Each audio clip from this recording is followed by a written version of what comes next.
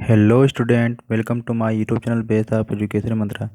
Student, आज की इस वीडियो में हम डिस्कस करने वाले हैं एसएसटी के महत्वपूर्ण एमसीक्यू क्वेश्चन। तो आज हम शुरू करने वाले हैं हिस्ट्री के चैप्टर फर्स्ट, यूरोप में राष्ट्रवाद के उदय के महत्वपूर्ण बहुविकल्पीय प्रश्न को। तो चलिए हम शुरू करते हैं इस वीडियो को। वीडियो शुरू करने से पहले अगर आप हमारे चैनल पर नए हैं तो इस चैनल को सब्सक्राइब करें और इस वीडियो को अपने दोस्तों के साथ लाइक और शेयर जरूर करें। तो इस वीडियो को अंत तक देखिएगा, जिससे इस चैप्टर में आए हुए सभी महत्वपूर्ण एमसीक्यू प्रश्न को आप बहुत अच्छे तरीके से तैयार कर सकें। तो चलिए शुरू करते हैं इस वीडियो को।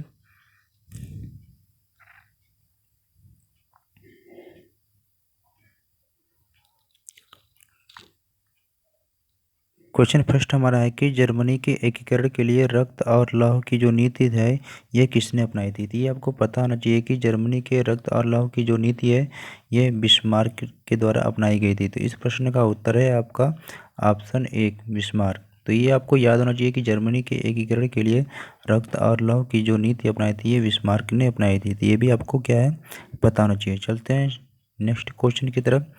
इस वीडियो में जितने भी प्रश्न आपको इंक्लूड किया गया है, सारे जो प्रश्न हैं बहुत ही महत्वपूर्ण है। तो इससे क्या है आपको पता होना चाहिए और इसे एक या दो बार इस वीडियो को ज़रूर आप देखें, जिससे क्या इसमें आने वाले सारे जो प्रश्न हैं आपको सही तरीके से याद हो सकें। क्योंकि जो एक नंबर के जो प्रश्न होते हैं एग्ज़ाम में सही स्कोर यही कराते हैं आपको। तो पास भी आपको यही कराएंगे और फेल भी आपको यही कराएंगे। तो इस प्रश्न को हम सही प्रकार से कर सकें, जिससे जो आगे आगे आने वाले एग्जाम में हम अच्छा स्कोर कर सकें। तो चलिए सेकंड क्वेश्चन को हम देखते हैं। सेकंड क्वेश्चन हमारा है कि इटली का बिस्मार्क किसे कहा जाता है। इटली का बिस्मार्क किसे कहा जाता है। इसमें चार ऑप्शन आपको दिया गया है: काबूल, नेपोलियन, मेस्सिनी, मॉन्टेस्क्यू। तो इस क्वेश्चन का जो राइट आंसर है क्या है, काबूल है। तो सबसे पहले जब भी इस क्वेश्चन को आप कर रहे हो तो सबसे पहले माइंड में भी आप इसका ऑप्शन सोच लीजिए। इससे क्या होगा कि आपको ये पता लग जाएगा कि आपकी तैयारी कितनी है। फिर बाद में इसका हम राइट आंसर आपको बताएंगे। इससे आप लास्ट में आप देखेंगे कि कितने में से कितने आपके सही क्वेश्चन थे, कितने गलत हैं। चलते हैं हम अगले क्वेश्चन की तरफ। अगला क्वेश्चन हमारा है, क्वेश्चन थर्ड हमारा है कि आंखों पर पट्टी बांधे हुए और हाथ में तराजू लिए हुए महिला किसका प्रतीक है। आप क्या है, ये जो प्रतीक है आप अक्सर देखते रहते हैं कि कभी कभी होता है कि आप देखते हैं कि जब आप न्यायालय या कोर्ट में आप कभी ऐसे देखते हैं तो उसमें आपको दिखाया जाता है कि एक महिला रहती है, उसकी आंखों पे पट्टी बंधी रहती है, उसके हाथ में तराजू होता है। तो ये आपसे ये पूछा जा रहा है कि ये किसका प्रतीक है। तो ऑप्शन के रूप में आप यहाँ पर तीन दिया गया है आपसे: समानता का प्रतीक था, या स्वतंत्रता का, और आपका धर्मनिरपेक्षता का, और न्याय का। तो आप अपने माइंड में सोच लीजिए कि इस क्वेश्चन का जो आंसर क्या होगा। तो चलिए हम इसका आंसर बताते हैं आपको कि इस क्वेश्चन का जो राइट आंसर होगा ये न्याय का है। क्योंकि जब न्यायालय है, न्यायालय में हम जानते हैं कि न्यायालय में क्या होता है कि न्याय मिलता है। तो इस बात का आप ध्यान रखें कि आँख में पट्टी बदलने का मतलब है कि किसी के पक्ष में नहीं, सबूत और गवाह के आधार पर, मतलब कि जो सही है उसी के प्रति वो न्याय किया जाएगा। तो चलते हैं नेक्स्ट क्वेश्चन की तरफ। नेक्स्ट क्वेश्चन हमारा है कि आपसे ये पूछा जा रहा है कि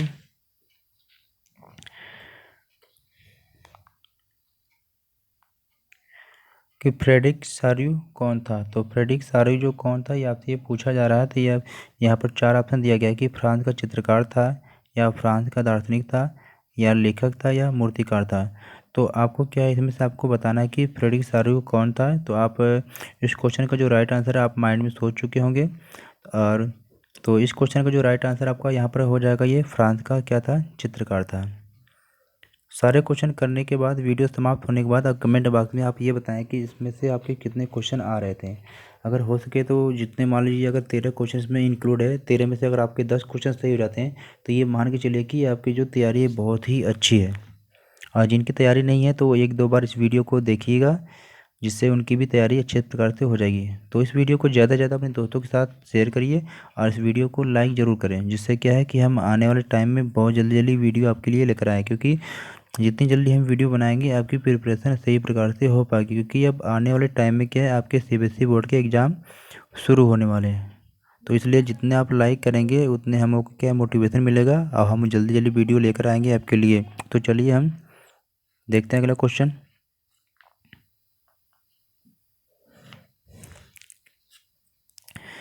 जो अगला क्वेश्चन है, ये क्वेश्चन क्या है, बहुत ही महत्वपूर्ण है, क्योंकि ये एग्जाम में अक्सर पूछता है, तो इस क्वेश्चन को कभी आप छोड़ना ही ना है। क्वेश्चन हमारा है कि किसने कहा था कि जब फ्रांस छींकता है तो बाकी यूरोप को क्या है, सर्दी जुकाम रहता है। ये जो क्वेश्चन है बहुत ही महत्वपूर्ण है, हर एग्जाम में पूछता है, तो इसे आप क्या है कि भूले ही ना। चलिए देखते हैं इसके ऑप्शन क्या है। पहले ऑप्शन क्या है, ड्यूक मैटरनिक। सेकेंड ऑप्शन हमारा है फ्रेडरिक सारियो। तीसरा क्या है, अनस्ट रेनन। चौथा है काबूर।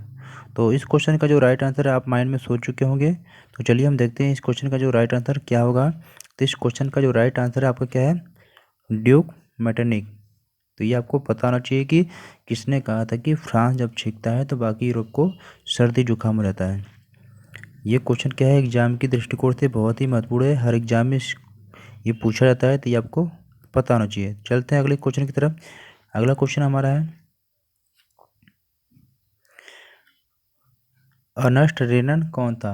अर्नेस्ट रेनन कौन था, तो इसके लिए चार ऑप्शन आपको दिया गया है कि ये फ्रांस का चित्रकार था।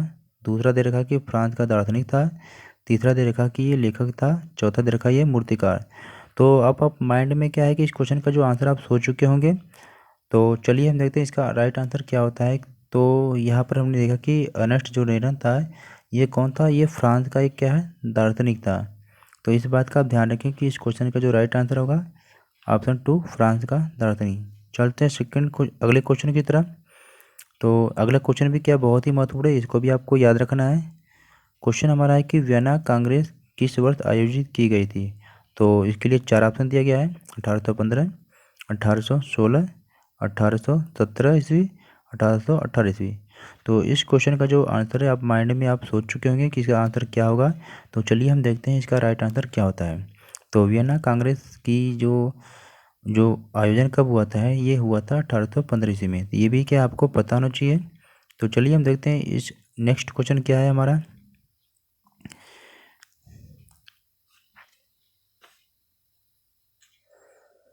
चलिए देखते हैं नेक्स्ट क्वेश्चन क्या हमारा है कि यंग इटली नामक आंदोलन किसने चलाया। मतलब आपसे ये क्वेश्चन पूछा जा रहा है कि यंग इटली नामक जो आंदोलन है, ये किसने चलाया था।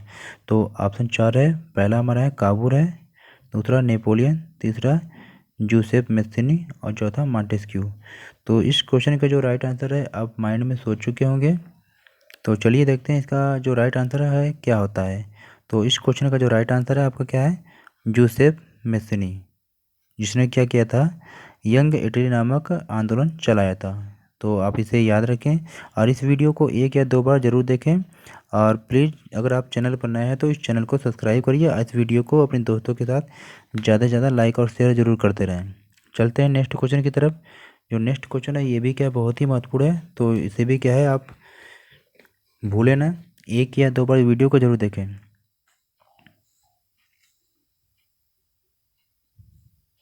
क्वेश्चन हमारा है 9 कि लाल कुर्ती नामक जो सेना है किसने तैयार की थी। क्वेश्चन बहुत ही महत्वपूर्ण है कि आपसे पूछा जा सकता है कि किसने है लाल कुर्ती नामक सेना का गठन किया था या निर्माण किया था। तो चार ऑप्शन दिया गया है यहाँ पर, गैरिबाल्डी। सेकेंड ऑप्शन है काबू। तीसरा ऑप्शन है बिस्मार्क। और चौथा ऑप्शन आपको दिया गया है नेपोलियन। तो इस क्वेश्चन का जो राइट आंसर है आप माइंड में सोच चुके होंगे। तो चलिए हम देखते हैं इसका राइट आंसर क्या होता है। तो यहाँ पर इसका राइट आंसर जो होता है गैरिबाल्डी, यानी कि लाल कुर्ती नामक जो सेना का जो स्थापना है ये गैरिबाल्डी ने किया था। चलते हैं अगले क्वेश्चन की तरफ। अगला क्वेश्चन क्या है हमारा, ये भी महत्वपूर्ण है एग्जाम के दृष्टिकोण से। सारे क्वेश्चन इसमें जो भी दिया गया है वो सारे ही महत्वपूर्ण है, तो कोई भी क्वेश्चन को आपको छोड़ना नहीं है।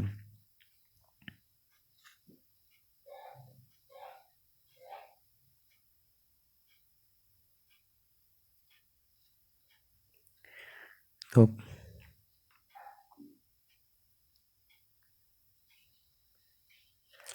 क्वेश्चन 10 हमारा है कि शक्ति पृथक्करण का सिद्धांत ये किसने चलाया या किसने दिया। तो इसका जो इस क्वेश्चन के लिए चार ऑप्शन दिया गया है। पहला क्या है, काबूर ने। दूसरा नेपोलियन। तीसरा क्या है, जोसेफ मेस्सिनी। और आपसे जो चौथा ऑप्शन है वो मॉन्टेस्क्यू दिया गया है। तो इसका जो राइट आंसर है आप माइंड में सोच चुके होंगे। तो चलिए हम देखते हैं कि शक्ति पृथक्करण का जो सिद्धांत है किसने दिया था। तो इसका जो राइट आंसर है क्या है, मॉन्टेस्क्यू। तो इसे आप नोट करें, याद करें और इस वीडियो को ज़्यादा से ज़्यादा अपने दोस्तों के साथ लाइक और शेयर जरूर करें। तो चलिए हम देखते हैं अगले क्वेश्चन को। तो अगला क्वेश्चन हमारा है,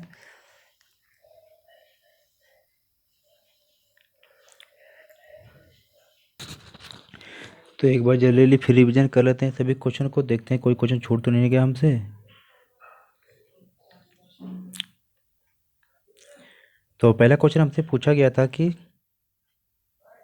जर्मनी के एकीकरण के लिए रक्त और लौह की जो नीति है किसने अपनाया था। तो ये आपको पता होना चाहिए कि इस क्वेश्चन का जो राइट आंसर था आपको बताया गया था, बिस्मार्क बताया गया था। तो इसे आप याद रखें कि इस क्वेश्चन का जो राइट आंसर बिस्मार्क है। चलते हैं अगले क्वेश्चन की तरफ। तो हर इस क्वेश्चन को भी देखते हैं कि इटली का जो बिस्मार्क किसे कहा गया था। तो ये आपको पता होना चाहिए कि इटली का जो बिस्मार्क है आपको ये बताया गया था काबूर को। तो चलते हैं तीसरे क्वेश्चन की तरफ। आंखों पर पट्टी बांधे हुए और हाथ में तराजू लिए हुए महिला का जो ये किसका प्रतीक है। तो हमने यहाँ पर देखा था यह न्याय का प्रतीक है। तो अगले क्वेश्चन में हमने देखा था कि फ्रेडरिक सारियू कौन था। तो हमने यहाँ पर आपको बताया था कि फ्रेडरिक सारियू जो था ये फ्रांस का चित्रकार था। पांचवें क्वेश्चन उन्होंने बताया था कि किसने कहा था कि जब फ्रांस छींकता है तो बाकी यूरोप को सर्दी जुकाम हो जाता है। तो इस क्वेश्चन का जो राइट आंसर था ड्यूक मेटरनिक था। छठे क्वेश्चन में आपको बताया गया था कि अर्नेस्ट रेनन कौन था। तो अर्नेस्ट रेनन जो था ये फ्रांस का दार्शनिक था। सातवें क्वेश्चन था आपका कि वियना कांग्रेस किस वर्ष आयोजित की गई थी। तो इस क्वेश्चन का जो राइट आंसर था 1815 ईस्वी में। आठवां क्वेश्चन था आपका कि यंग इटली नामक आंदोलन किसने चलाया। तो यंग इटली नामक जो आंदोलन था ये किसने चलाया था। तो ये आपको बताया गया था कि जूसेफ मैथिनी ने चलाया था। नौवें क्वेश्चन में आपको बताया गया कि लाल कुर्ती नामक सेना किसने तैयार किया था। तो आपसे बताया गया था कि लाल कुर्ती नामक सेना ये है गैरिबाल्डी ने तैयार किया था। 10वें क्वेश्चन में आपको बताया गया कि शक्ति पृथक्करण का सिद्धांत किसने दिया था। तो शक्ति पृथक्करण का जो सिद्धांत था ये मॉन्टेस्क्यू ने दिया था।